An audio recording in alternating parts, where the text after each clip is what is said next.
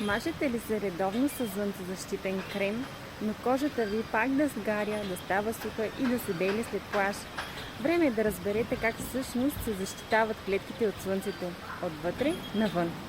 Слънчевите лъчи са прекрасни, но те предизвикват силен оксидативен стрес в тялото. Това води до образуване на свободни радикали, които буквално увреждат клетките на кожата, изсушават я и ускоряват стареенето им. Само външната защита с крем често не е достатъчна.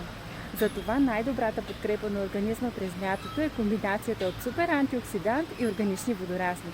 Супер антиоксидантът съдържа пикногенол и екстракт от гинко билоба, които действат като мощен вътрешен щит срещу свободните радикали.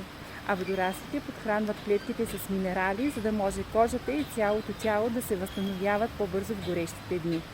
А ако случайно прекалите със слънцето и леко поизгорите, кожата ви стане суха и болезнена, може да намажете с нашия тоник гел.